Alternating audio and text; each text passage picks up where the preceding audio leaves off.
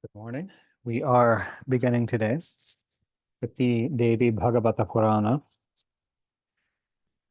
Book 8, Chapter 24.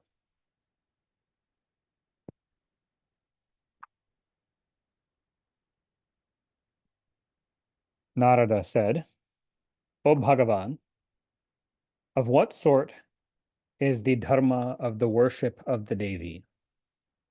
In what way shall we worship her so that she gives us the highest place?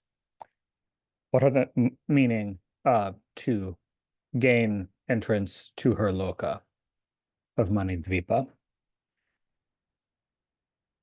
What are the methods and forms of her worship? Where and when shall we worship her? So that the Durga Devi saves us from the above mentioned Narakas. Narayana said, O Devarashi, you are the foremost of the knowers of truth. I will therefore tell you how the Devi gets pleased and how her worship is conducted according to the Dharma.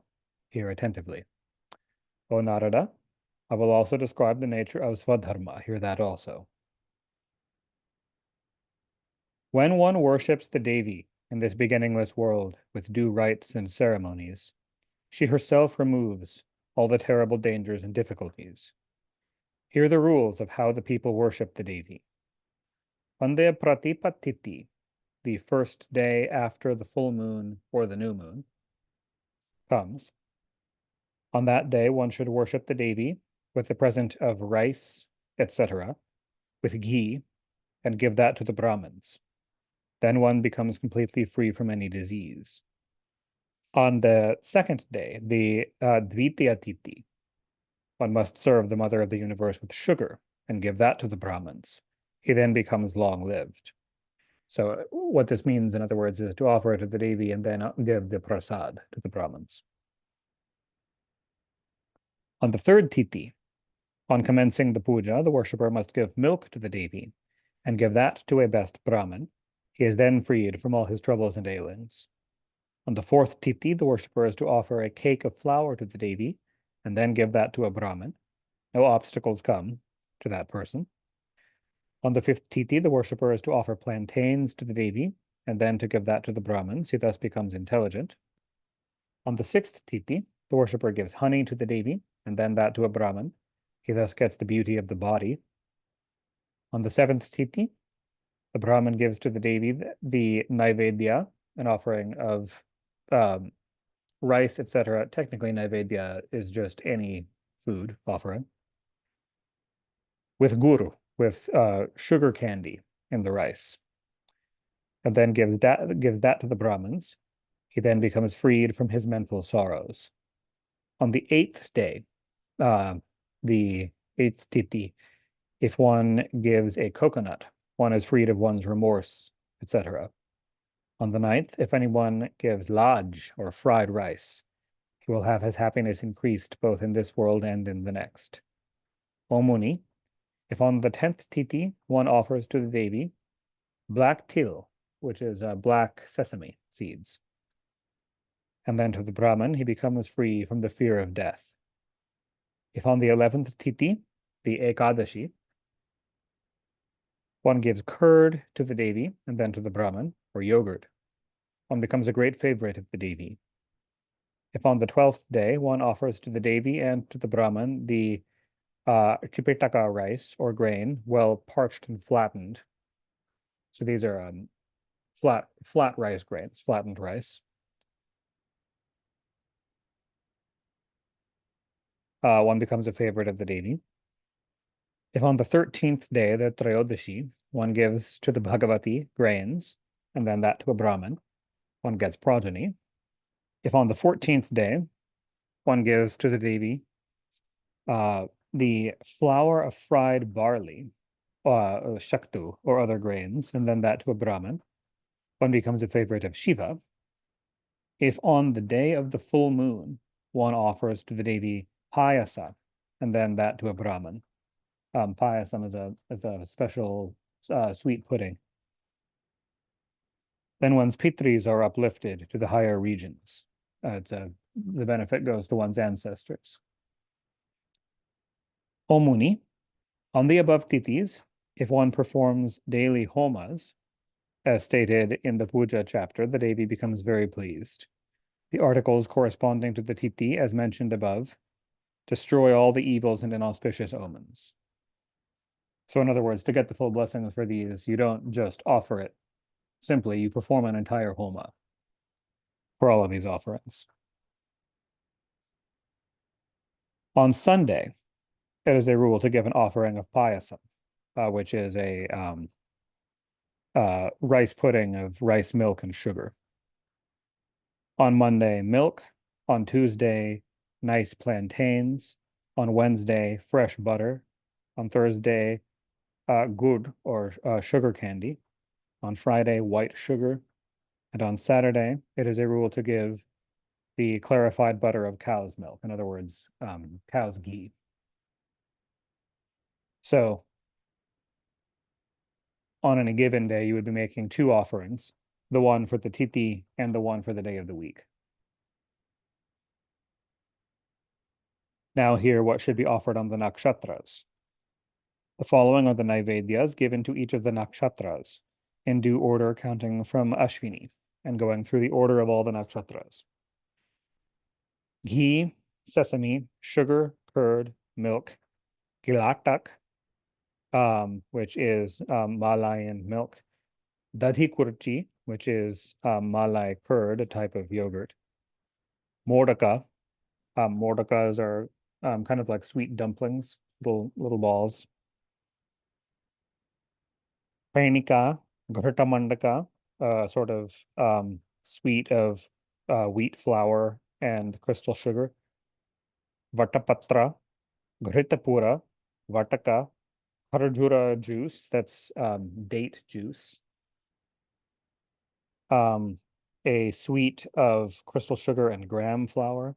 Honey, Shurana, Gur, Prituka, grapes, dates, Charakas, Apupa, Navanita, which is fresh butter, Mudga, Mordaka again, and Matulinga. Now here what are given in the Vishkambha and the other yogas. The world mother becomes very much pleased when one offers to her the following things.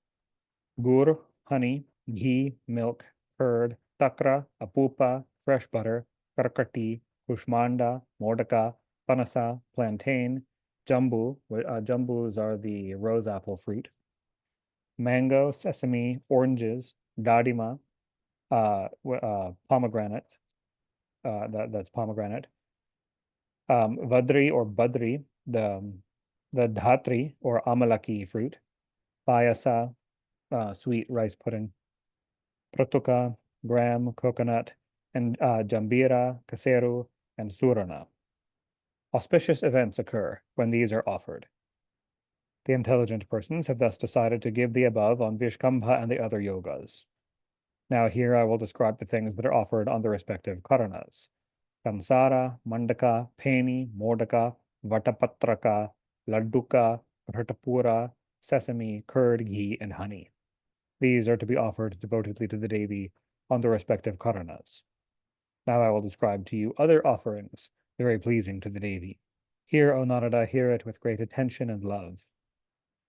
On the third titi of the bright fortnight in the month of Chaitra, one is to worship duly the Madhuka tree and offer panchakadya, 5 sorts of food to that holy tree. So here what offerings are to be, or what articles are to be offered according to the rules that are laid down on the third day of the white fortnight of the other months. So the third day of the white fortnight means the third day of the waxing of the moon.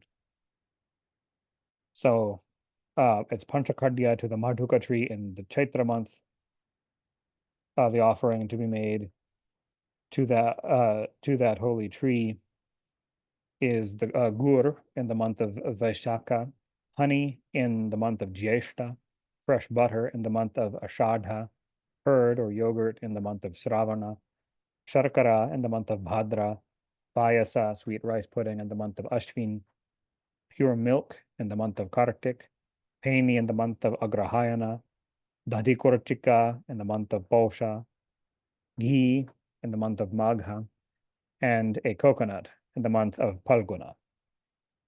Thus, with these sorts of offerings, one is to worship the Devi in the 12 months respectively, on the third day of the waxing of the moon of each month, offered to the Madhuka tree. One should worship the Devi in the Madhuka tree with these names: Mangala, Vaishnavi, Maya, Kalaratri, Duratyaya, Mahamaya, Matangi, Kali, Kamalavasini, Shiva, Sahasrarchana, and Sarvamangala Rupini. One name for each of the 12 months in the above order. Finally, to bring the vow to a good result and to have one's desires fulfilled with greater success, one is to, in addition to worshiping the Devi in the Madhuka tree on that day with that offering and by that name, one should also sing stotras to the Maheshwari, the controller of all the gods, in that Madhuka tree thus. And the stotra is translated: Thou art lotus-eyed, obeisance to thee. Thou art Jagadhatri, the upholdress of the universe. I bow down to thee. Thou art Maheshwari, Mahadevi, and Mahamangala Rupini. Thou art the great Devi, and thou dost great good to all. Thou destroyest the sins. Thou givest moksha. Thou art Parameshwari. Thou art the world mother, and thou art of the nature of the highest Brahman. Thou art Madadatri, the giver of the supreme rapturous joy and delight. Thou art maddened with excessive joy. Thou canst be reached when thou art given proper veneration. Thou art the Most High. Thou art intelligent. Thou art meditated upon by the Munis, and thou dwellest in the sun. Thou art the Lord of the several lokas. Thou art endowed with the highest knowledge, and thou art of the color of water at the time of pralaya. Thou art worshipped by the gods, by the devas, and the asuras, for the destruction of the great moha, the great delusion. So great victory to thee. Thou art the rescuer of one from the abode of death. Thou art worshipped by Yama. Thou art the elder of Yama. Thou art the controller of Yama, and thou art worshipped by all. Obeisance to thee. Thou art impartial. Thou controllest all. Thou art perfectly unattached. Thou destroyest the people's worldly attachments. Thou art the one to whom all look for the fructification of their desires, and thou art compassion incarnate. Thou art worshipped by the names Kankala Krura, Kamakshi, Meenakshi, Marma Bhedini, Madhurya Rupashalini, and thou art worshipped with the Pranava, Om, prefixed to all the stotras and the mantras. Thou art of the nature of the Maya Bija. Thou canst be realized by repeating the mantra, and thou canst be pleased by the deep nididhyasana, the deep concentration, or literally sitting in thought on thee. Thou canst be reached by all people through their minds, and thou dost things that are pleasing to the Mahadeva.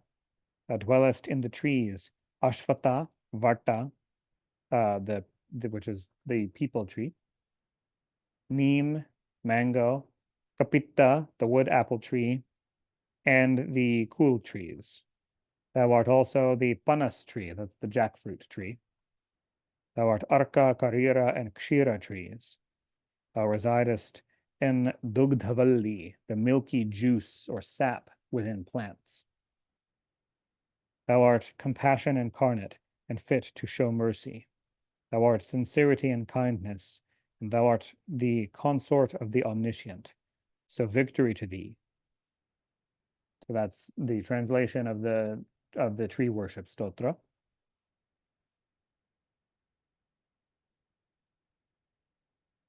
O Narada, after the worship, if one performs the stotra above described to the Devi within the tree, the worshipper derives all sorts of punyams. He who reads daily this stotra, pleasing to the Devi, becomes freed, not just on the third day of the waxing fortnight of each month, but if you go do this tree stotra every day to the tree, such a one becomes freed of all sorts of diseases, pain, and freed of fear of his passions, so hard to conquer. More than this, he who wants money gets money, who wants dharma or artha gets artha, Who wants dharma gets artha. Who wants kama gets his kama, the objects of their desires. And who wants moksha gets moksha. The Devi is the awarder of the Chaturvarga, the fourfold fruits. If this stotra be read, the Brahmin becomes Vedavit, knower of the Vedas. Kshatriya gets victory, the Vaishya gets wealth, and the Shudra gets happiness. If this stotra be read with devotion and attention, the Pitris, the ancestors, get undying satisfaction lasting till pralaya. Thus I have described to you the method of worshipping the Devi. The Devas consider it with great attention. He who performs the worship of the Devi, as above described, with devotion, gets the Devi Loka. O Brahmana, when the Devi is thus worshipped, all the desires are fulfilled, all sins are destroyed, and in the end, one's mind becomes pure and the worshipper is respected and worshipped everywhere. O son of Brahma, his fear of going into Naraka is destroyed by the grace of the Devi. Even in dreams, he does not fear anything. By the grace of Mahamaya, his sons and his grandsons, his riches and grains multiply and multiply. He becomes a great and steadfast devotee of the Devi. There is no doubt in this. Now I have described to you completely the rules of worship of the Devi. When one performs this, one becomes freed of the Narakas and all sorts of good things come to him. O Muni, the Madhuka worship and the tree worship and the monthly worship have been described also. He who performs this Madhuka worship fully, the tree worship, never meets with any disease or obstacles. Now I will describe to you the other 5 aspects of the great Devi of the nature of Prakriti. Her name, form, and origin give pleasure to all the worlds. O Muni, now hear this Prakriti Panchaka, its narrative and the greatness thereof. Know that this is curious or worth learning, as it gives liberation. Here ends the 24th chapter of the 8th book on the worship of the Devi in the Mahapuranam Srimad Devi Bhagavatam of 18,000 verses by Maharishi Veda Vyasa. And that completes the 8th book.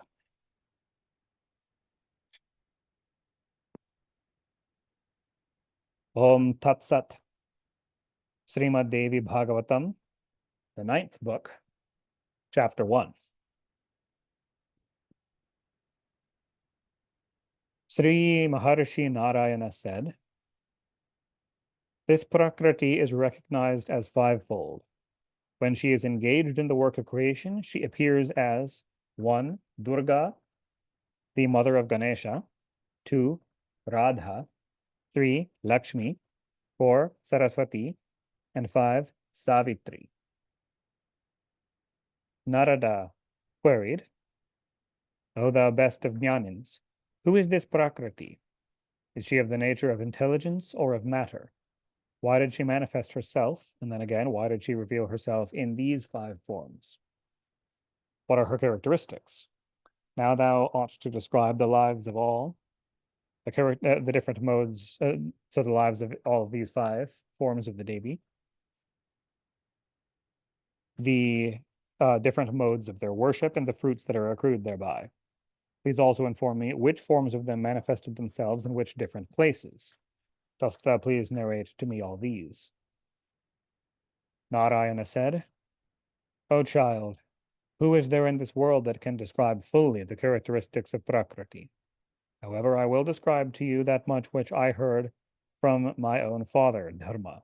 Here. The prefix pra and the word Prakriti, the pra, means exalted, superior, excellent, and the affix kriti denotes creation. So the goddess, the Devi who is the most excellent in the work of creation, is known as the Devi Prakriti. To come closer, or to go even deeper into the meaning, pra signifies the sattva guna, the most exalted guna, kri denotes the rajoguna, and ti denotes the tamoguna.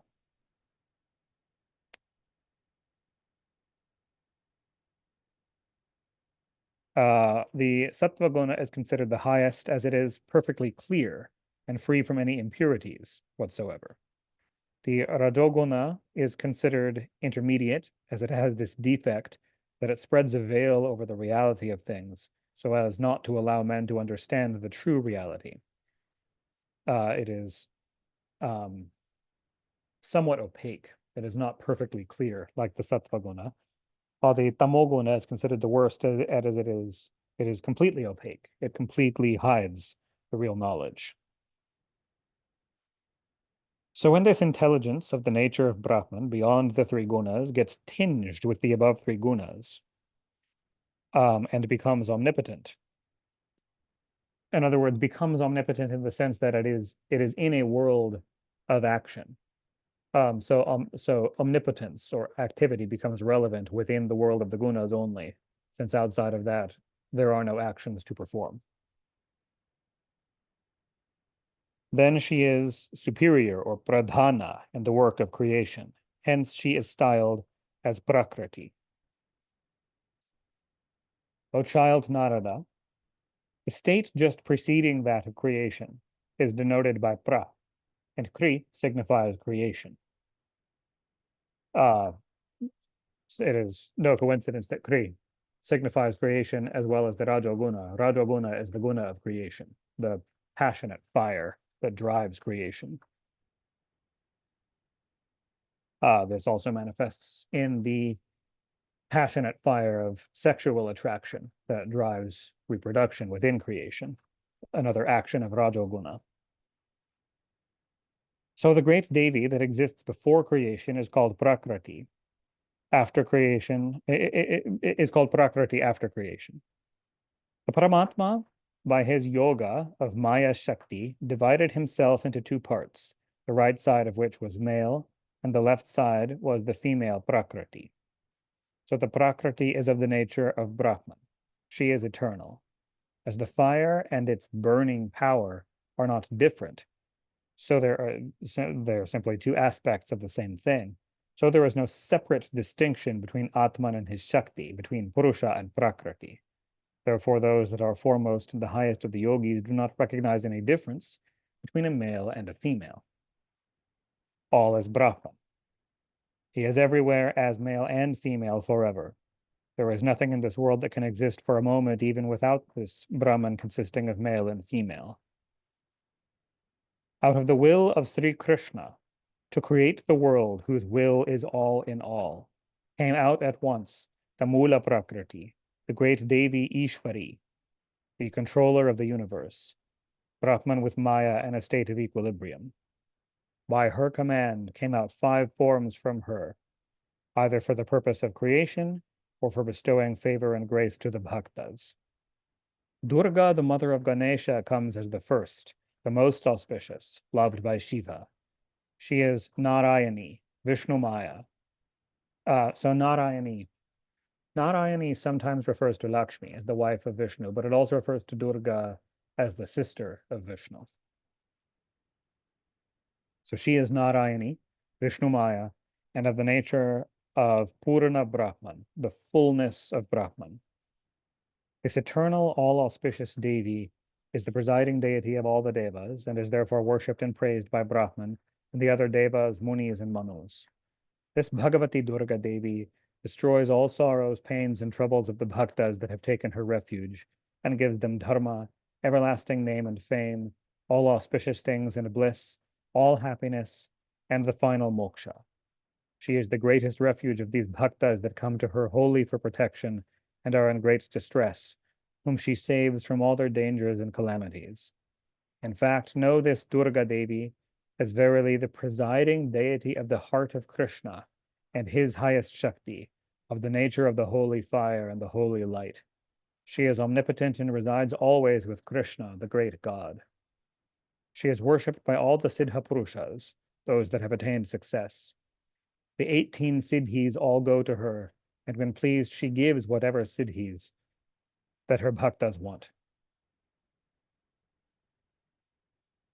This great Devi is the intelligence, sleep, hunger, thirst, shadow, drowsiness, fatigue, kindness, memory, varna, forbearance, errors, peace, beauty, consciousness, contentment, nourishment, prosperity, and fortitude. She is sung in the Vedas and in other Shastras as the Mahamaya of the nature of the universe. In reality, she is the all Shakti of the universe, and she is the Shakti of Krishna. All these qualities are also mentioned in the Vedas. What is mentioned here is a tithe merely, in comparison to that of the Vedas. She has infinite qualities. Now here of other Shaktis. The second Shakti of the Paramatman is named Padma, or Lakshmi. She is of the nature of Shuddha Sattva, higher than Sattva Guna, and is Krishna's presiding deity of all wealth and prosperity. This very beautiful Lakshmi Devi is the complete master of the senses. She is of a very peaceful temper, of good mood and all auspiciousness. She is free from greed, delusion, lust, anger, vanity, and egoism. She is devoted to her husband and to her bhaktas. Her words are very sweet, and she is very dear to her husband. Indeed, she is the life and soul of him. This Devi is residing in all grains and vegetables, and so she is the source of life of all the beings. She is residing in Vaikunta as Mahalakshmi, chaste and always in the service of her husband. She is the heavenly Lakshmi residing in the heavens, and the royal Lakshmi, Raja Lakshmi, in palaces. And she is the Graha Lakshmi in the various families of householders. O Narada, all the lovely beauty that you see in all living beings and in all things is she. She is the glory and the fame of those that have done good and pious works, and it is she that is the prowess of powerful kings. She is the trade of merchants. She is the mercy of the saints engaged in doing good to others, and she is the seat of dissensions in those sinful and vicious persons, as mentioned in the Vedas. She is worshipped by all, reverenced by all. Now I will describe to you about the third Shakti of the great God, who is the presiding deity of knowledge, speech, intelligence, and learning. This third Shakti is named Saraswati. She is all the learning of this endless universe, and she resides as Medha, intelligence, in the hearts of all human beings. She is the power in composing poetry. She is the memory, and she is the great wit, light, splendor, and inventive genius. She gives the power to understand the real meaning of the various difficult Siddhanta works. She explains and makes us understand the difficult passages, and she is the remover of all doubts and difficulties. She acts when we write books, when we argue and judge, when we sing songs of music. She is the time or the measure in music. She holds balance and union in vocal and instrumental music. She is the goddess of speech. She is the presiding deity in the knowledge of various subjects, and argumentations and disputations. In fact, all the beings learn their livelihood by taking recourse to her in one way or another. She is peaceful and holds in her hands Veena and books, as you can see here. The Veena being the lute instrument, a precursor of the sitar. Her nature is Shuddha Sattva, purely sattvic, modest and very loving to Srihari.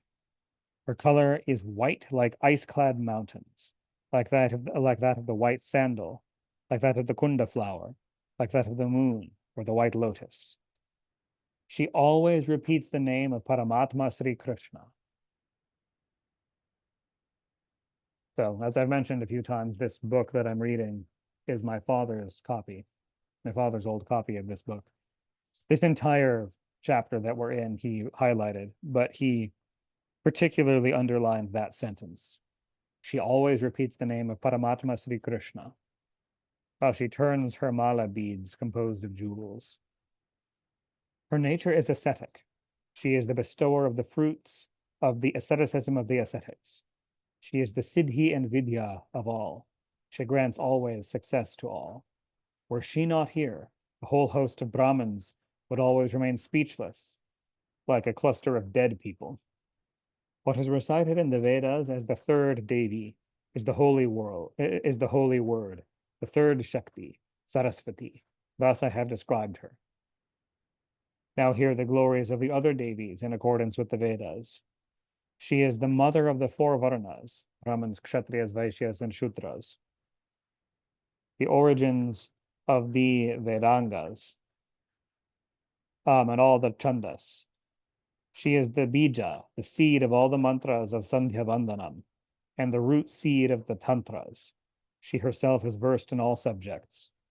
Herself an ascetic, she is the tapas of the Brahmins. She is the tejas and the color of the Brahmin Varna, and embodies in herself all sorts of sanskaras. She is Japam itself.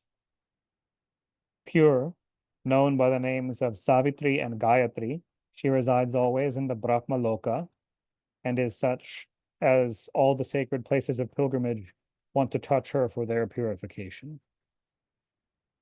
Her color is perfectly white, like pure crystal. She is purely Shuddha Sattva, of the nature of the highest bliss. She is eternal and superior to all.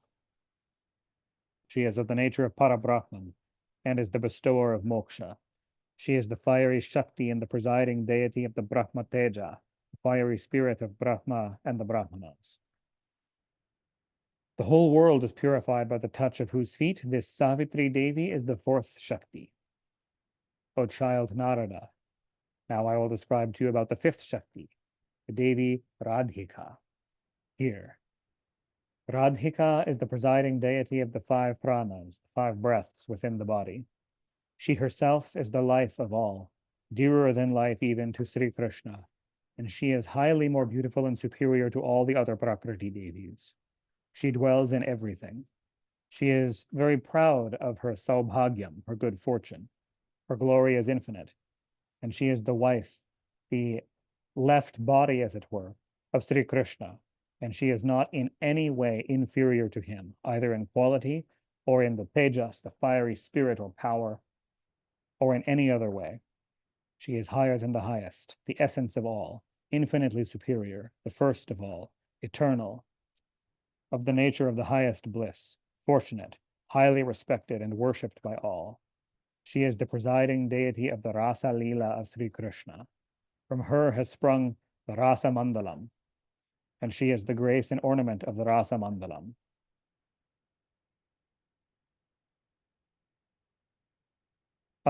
So, the Rasa Mandalam, the text later gets more into the Rasa Mandalam. The Rasa Mandalam is two things. The Rasa Mandalam is the circle dance of Krishna and the gopis. Literally, Rasa Mandalam just means the Rasa circle. So it means the dancing circle of Krishna and the gopis. But in addition, in the celestial abode of Radha and Krishna in Goloka Vrindavana, there is a palatial temple of Radha, the residence of Radha Devi, not here on earth, but in Goloka, also named Rasa Mandalam. So it refers to both of those. And indeed, that temple is circular in shape, a great heavenly dome.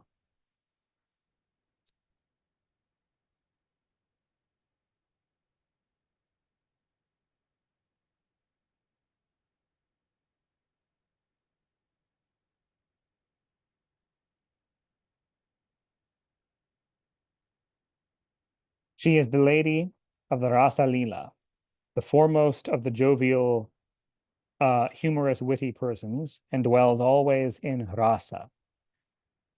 Dwells always in rasa, here having a double meaning of dwells always in dance with Krishna, and also dwells always in the essence and the juice of all things. Her abode is in Goloka, and from her have come out all the gopikas. Her nature is the highest bliss, the highest contentment, and excessive joy. She transcends the three gunas, sattva, rajo, and tamogunas, and is nirakara, without any particular form, but she dwells everywhere, but unconnected with any. She is the soul of all. She can do anything without effort, and void of ahankara, or ego. She assumes forms only to show her favor to her bhaktas. The intelligent, learned Pandits read her Mahima in meditating on her according to the Vedas. The chief of the Devas and the Munis could never see her true form. Her clothings are fireproof, and she is decorated with many ornaments all over her body. Her body looks as if crores of moons have risen all at once. She is the giver of bhakti towards Krishna, service towards Krishna, and she bestows all wealth and prosperity. In Varaha Kalpa, she incarnated herself as the daughter of one Gopa named Vrishabhanu, and earth was blessed by the touch of her feet. She is such as Brahma and the other devas could never perceive her by any of their senses, yet everyone at Vrindavana saw her very easily. She is the gem amongst women. And when she is seen on the breast of Krishna, it seems that lightnings flash in the blue mass of clouds in the sky. In days gone by, Brahma practiced severe austerities for 60,000 years to purify himself by seeing the nails of her toes, in order to see the nails of her toes. But far from seeing that, he could not have seen that even in his dreams. At last he succeeded in seeing her at Vrindavana when she took birth there and became blessed. O child Narada, this is the fifth Prakriti, and she is denominated as Radha. Every female in every universe is sprung from a part of Sri Radha or a part of a part. O Narada, thus I have described to you the five highest Prakritis, Durga and others. Now I am going to describe those that are the parts or anshas of these Prakritis here. The Ganga has sprung from the lotus feet of Vishnu. Her form is fluid. She is eternal. And she is the veritable burning fire to burn away the sins of the sinners. She is sweet to touch in taking baths and in drinking. She gives final moksha to the jivas and leads easily to the Goloka abode by following her course upstream. She is the holiest amongst the places of pilgrimages and is the first of the running rivers. She is the rows of pearls in the clotted hairs of Mahadeva's head, the water droplets in his hair. And she is the tapasya incarnate of the tapasvis of the Bharatavarsha. This Ganga purifies the three worlds and it is the ansha of Mula Prakriti. She shines like the full moon, is white like lotus and like milk. She is pure Shuddha Sattva, clear, free from any ahankara, chaste and beloved of Narayana. So the next Ansha Devi is Tulasi Devi. The Tulasi Devi is the consort of Vishnu. She is the ornament of Narayana and dwells always at the lotus feet of Narayana. By her are performed all the acts of worship, all austerities, and all sankalpas. She is the chief of all the flowers, holy and able to give punyam to others. At her sight and touch, nirvana can be obtained, and were it not for her, there could be no other fire in this Kali Yuga to burn the sins. She herself is of the nature of fire, and at the touch of whose lotus feet the earth is purified. All the tirthas desire to have her sight and touch for purification, and without her, all acts in this world become fruitless. She bestows moksha to those who want final moksha, grants all sorts of desires to various people. She is herself like a kalpavraksha, a wish-bestowing plant. She is the presiding deity of all the trees in Bharata, and who has come here to grant satisfaction to the women of Bharatavarsha. And she is considered very superior throughout all parts of India. This Tulasi Devi is the chief factor of Mula Prakriti. Next Ansha Devi is the Manasa Devi, daughter of Kashyapa. She is a dear disciple of Shankara and is therefore very learned from him in matters of Shastras. She is the daughter of Anantadeva, the Lord of Snakes, and is respected very much by all the Nagas. She herself is very beautiful. She is the lady of the Naginis, the mother of Nagas, and is carried by them. She is decorated with ornaments of snakes. She is respected by the lords of Nagas as their high queen. And she sleeps upon a bed of snakes. She is a Siddha Yogini, the devotee of Vishnu and always ready in the worship of Vishnu. She is tapas itself and the bestower of the fruits of tapas. Herself an ascetic, she spent 3 lakh Daiva years and has become the foremost of the ascetics so 3 lakh Deva years in tapas, and has become the foremost of the ascetics in Bharatavarsha. She is the presiding deity of all the mantras. Her whole body shines with Brahma Teja, the holy fire of Brahman. Herself of the nature of Brahman, she again meditates on Brahman, her own nature. She is sprung from a part of Sri Krishna, and she is the chaste wife of Jaratkaru Muni. She is the mother of the great Muni Astika. She is the Ansha of Mula Prakriti. O child Narada, now comes in our going through this list of the Ansha Devis, the Shashti Devi, the mother of Devasena. She is the most superior amongst the Gauri and the other 16 Matrika Devis. This chaste woman is the giver of sons and grandsons in the three world and is the nurse and the foster mother of all.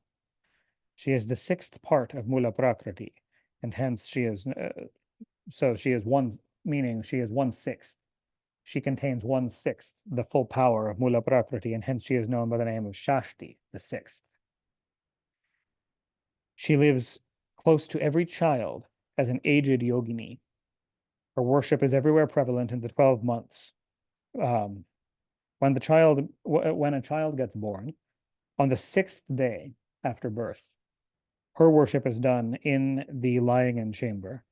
And again on the 21st day, the most auspicious worshipful ceremony of her is performed. The Munis bow down to her with reverence and want to visit her daily. She protects all children always with a mother's affectionate heart. This Shashti Devi is again the Ansha, the 1/6 Ansha of Mula Prakriti. Then appears the Devi Mangala Chandika. Mangala Chandika Devi goes from one house to another, on land or through water or in air, doing great good to houses. She has come out of the face of the Prakriti Devi and is always doing all sorts of good to this world.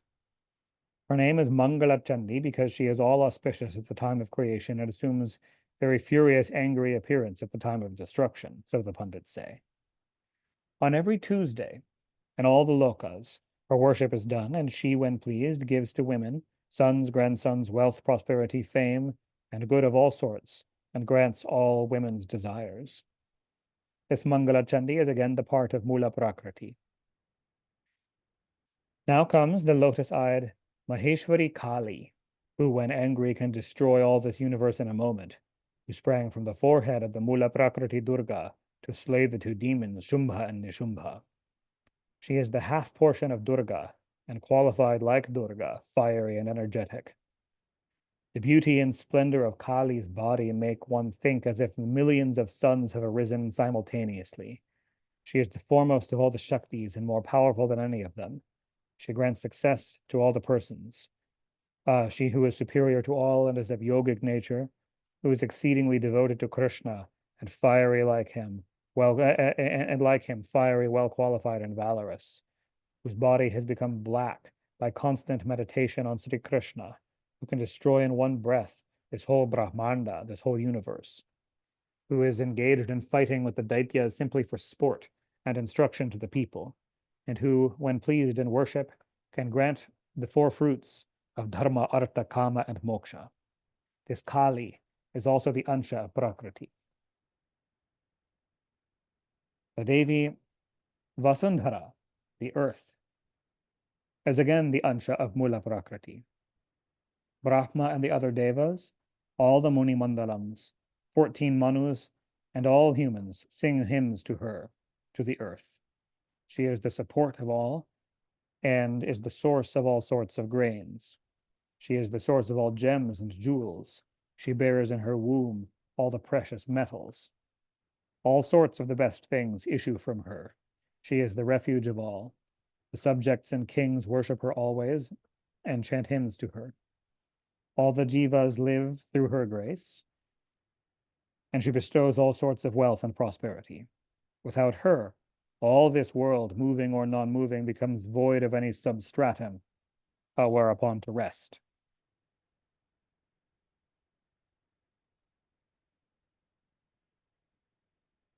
So those are the primary 5 forms of Mula Prakriti and the primary anshas, or secondary goddesses.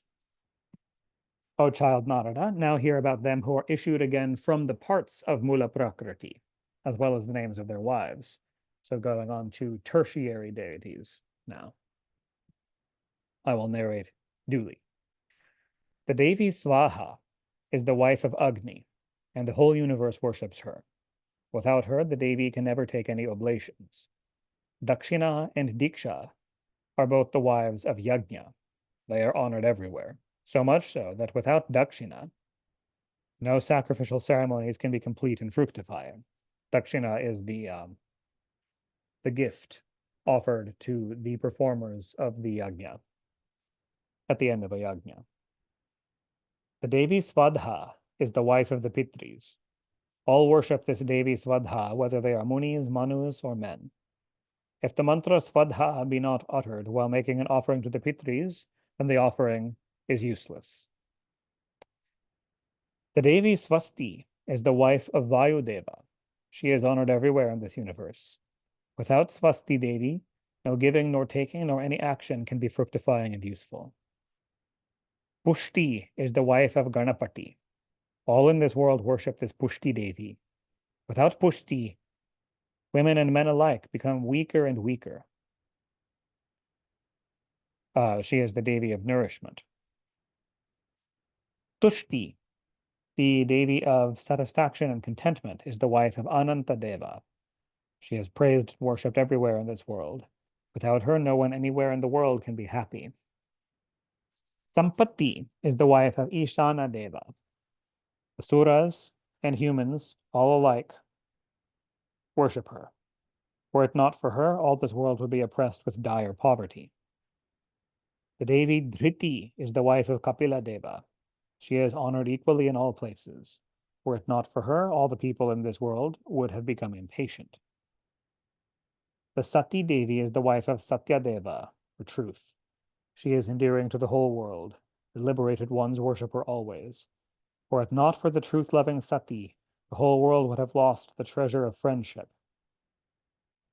Daya, the Devi of compassion, endearing to the whole world, is the chaste wife of Mohadeva. She is liked by all. Were it not for her, all this world would have become hopeless. The Devi Pratishta, the Devi of fame and celebrity, is the wife of Punyadeva. She gives merits to persons according as they worship her. Were it not for her, all persons would be as if dead while living. The Devi Kirti, another Devi of fame, is the wife of Sukarma. Herself a Siddha, all the blessed people honor her with great reverence. Were it not for her, all persons in this world would have been dead and devoid of any fame. Kriya, the Devi of effort, action, is the wife of Udyoga. All honor her greatly. O Muni Narada, were it not for her, people would be void of any rules and regulations. Falsehood is the wife of Adharma. She is honored greatly by cheats that are excellent in this world. Were she not liked by them, then cheats and liars would become extinct. She did not fall in the sight of anybody in the Satya Yuga. Her subtle form appeared in the Treta Yuga. When the Dwapara Yuga came, she became half-developed. And at last, when the Kali Yuga has come, she is now fully developed, and there is no second to her, whether in bold confidence and shamelessness, or in talking much falsely and pervading everywhere. With her brother Deceit, she roams from one house to another. Peace and modesty are both the wives of good behavior. Were they not existent, all in this world would have turned out deluded and mad. Intelligence, genius, and fortitude, these three are the wives of knowledge. Had they not lived, everyone would have become stupid and insane. Murti Devi is the wife of Dharmadeva. She is of the nature of beauty to all and very charming. Were it not for her, Brahmatman would not get any resting place to be concentrated in a murti for our worship, and the whole universe would have become niralamba, without anything to rest upon. She is the Devi of crystallization. of the formation of things into solid form.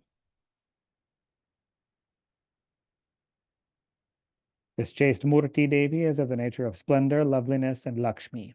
She is everywhere respected, worshipped, and reverenced. So she is an anshansha, a portion of Lakshmi. Sleep, Nidra Devi, the Siddha Yogini, is a form of the wife of Rudra Deva, who is of the nature of Kalagni, the universal fire that burns the world. All the jivas spend their nights with her. Twilights, night and day are the wives of Kala, the wives of time. If they were not, the Creator even would not be able to reckon time. Hunger and thirst are the wives of Lobha. They are thanked, respected, and worshipped by the whole world. Had they not lived, the whole world would have merged ever in an ocean of anxieties. Splendor and burning capacity, or flammability, are the wives of Tejas. Without these, the Lord of the world could never have created and established order in this universe.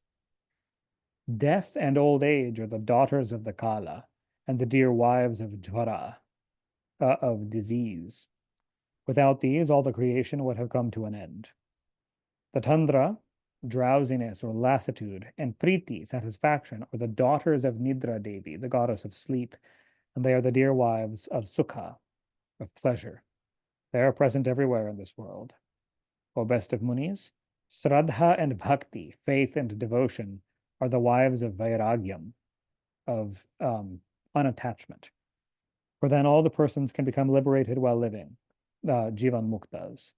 Besides these, there is Aditi, the mother of the Devas, Surabhi, the mother of the cows, Diti, the mother of the Daityas, Hadru, the mother of the Nagas, Vinata, the mother of Garuda, the prince of birds, and Danu, the mother of the Danavas. All of these are very useful for the purpose of creation. But these all are parts of Mula Prakriti. Now I will mention some of the other parts of Prakriti here. Rohini, the wife of the moon, Sangnya, the wife of Surya, Shatarupa, the wife of Manu, Shachi, the wife of Indra, Tara, the wife of Brahaspati, Arundhati, the wife of Vashishta, Anasuya, the wife of Atri, Devahuti, the wife of Kardama, Prasuti, the wife of Daksha, Menaka, the mind-born daughter of the Pitris and the mother of Ambika, Lopamudra, Kunti, the wife of Kubera, the wife of Varuna, Vindhyavali, the wife of Rajabali, Damayanti, Yashoda, Devaki, Gandhari, Draupadi, Shaivya, Satyavati, the chaste and noble wife of Vrishabhanu and the mother of Radha, Mandodari, Kaushalya, Kauravi, Subhadra, Revati, Satyabhama, Kalindi, Lakshmana, Jambavati, Nagnajiti, Mitravinda, Lakshana, Rukmini. Those were the 8 wives of Krishna. Sita, the incarnation of Lakshmi. Kali, Yojanagandha, the chaste mother of Vyasa. Usha, the daughter of Varna.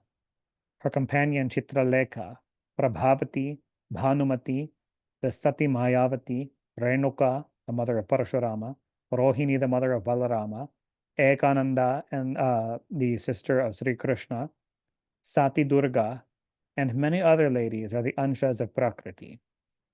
The village deities, the Grama Devis, are also the parts of Prakriti, and all beings of female sex everywhere in the universe are all come from the parts of Prakriti.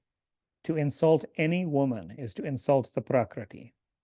If one worships a chaste Brahmin woman who has her husband and son living, with clothing, ornaments, and sandal paste, etc., one worships Prakriti, as it were.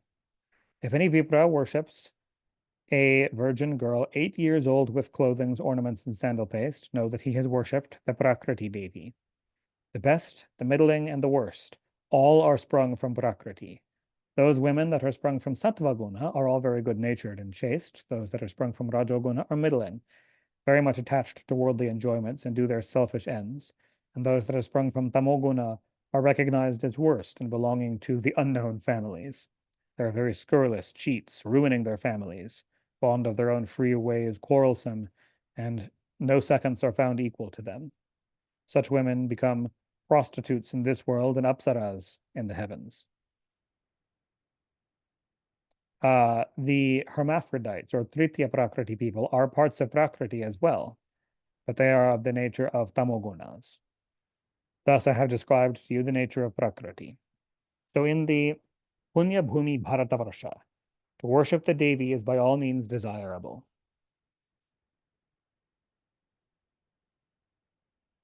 In days past by, Raja Surata worshipped the Mula Prakriti Durga, the destructrix of all evils.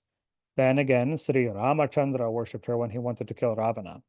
Since then, her worship is extant in the three worlds. She was first born as the honorable daughter of Daksha, as Sati, first wife of Shiva. She destroyed whole hosts of Daityas and Danavas. It was she who, hearing abusive words uttered against her husband at the yajna by Daksha, her father, gave up her body and took up again her birth. She then took her birth in the womb of Menaka and again got Pashupati as her husband. And of the two sons, Kartika and Ganesha, born to her, Kartika was the Ansha of Narayana, and Ganapati was Sri Krishna himself, the husband of Radha, O Devarshi. After the two sons, Lakshmi Devi came out of Durga. Mangala Raja, the king of the planet Mars, first worshipped her. Since then, first worshipped Lakshmi. Since then, all in the three worlds began to worship her, whether they are devas or humans. The Raja Ashvapati first worshipped Savitri Devi, and since then the devas and munis all began to worship her. When the Devi Saraswati was born, Bhagavan Brahma first worshipped her. Next, the greatest munis and devas all began to worship her. On the full moon night of the month of Kartika, it was Bhagavan Sri Krishna, the highest spirit, that worshipped first of all the Devi Radha within the Rasa Mandalam enclosure, within which the Rasa Leela was performed in the celestial region of Goloka. Then, under the command of Sri Krishna, all the Gopas, Gopis, all the boys and girls, Surabhi, the queen of the race of the cows, and all other cows worshipped Radha. So since her worship by the inhabitants of Goloka, by Brahma and the other devas and the munis, all began to worship ever Sri Radha with devotion and incense, light, and various other offerings. On earth, she was first worshipped by Suyagnya in the sacred field of Bharatavarsha, under the direction of Bhagavan Mahadeva. Subsequently, under the command of Bhagavan Sri Krishna, the highest spirit, the inhabitants of the three worlds began to worship Radha. The munis, with great devotion, with incense, flowers, and various other offerings, worship always the Devi Radha. O child Narada, besides these, all the other Devis that have issued from Prakriti Devi are all worshipped, so much so that in the villages, the village deities, the Grama Devis, in the forests, the forest deities or Vana Devis, and in the cities, the city deities are worshipped. Thus I have described to you, all according to the Shastras, the glorious lives of the Devi Prakriti and her Anshas. What more do you want to hear? And here ends the first chapter on the description of Prakriti and the ninth book of the Mahapuranam Srimad Devi Bhagavatam of 18,000 verses by Maharshi Veda Vyasa. And I think we can pause there for today because it generally continues that in the ninth book, the chapters are very long, much longer than in the former books. So we can do the next one at the start of next time.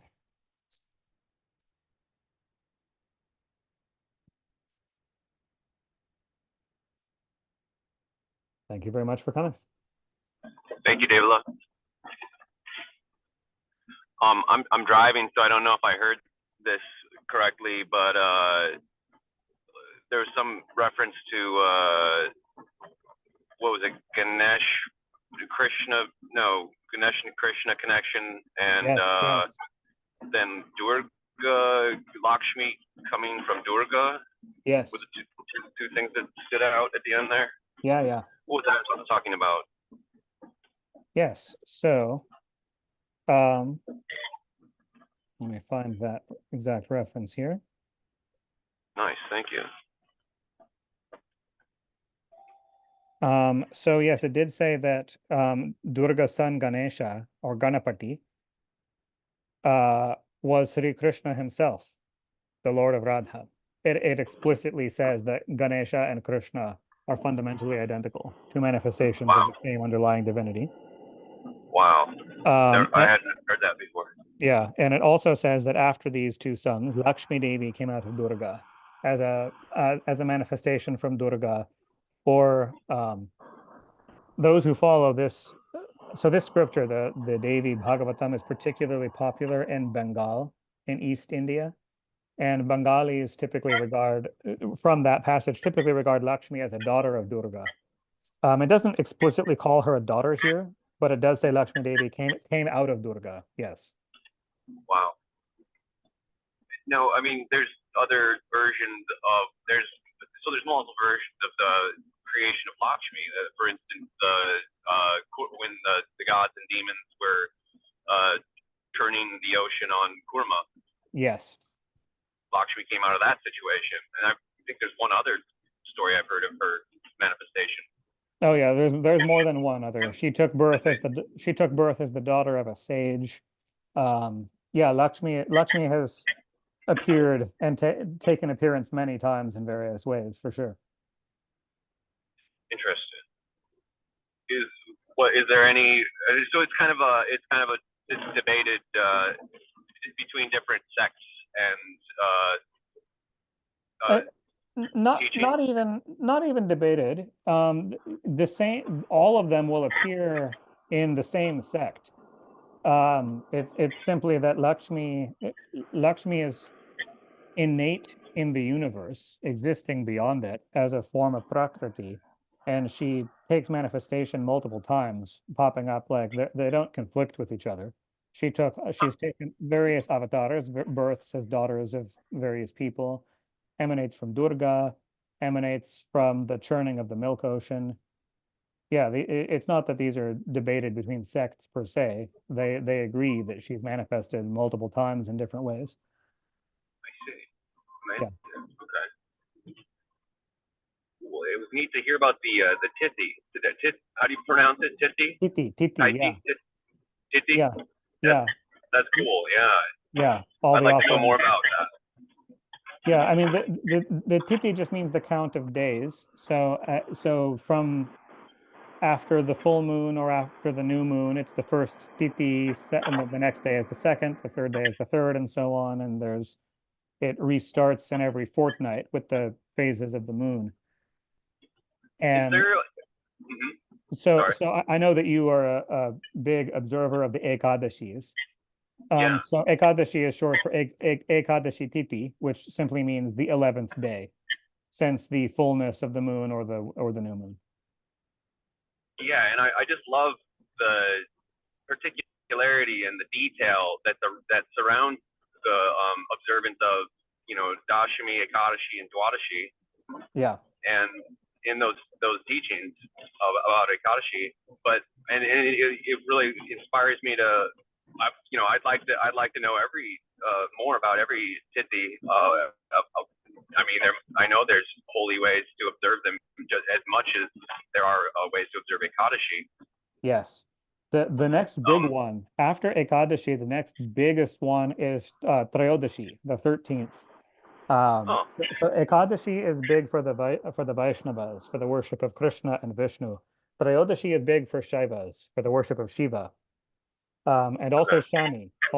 Shani, the deva of Saturn, is big on the 13th, the Trayodashi. But yeah, Oh, so that's today. Nice. but here we went through all of them with different offerings to the Devi for every single titi. So yeah, there's detail for all of them for sure.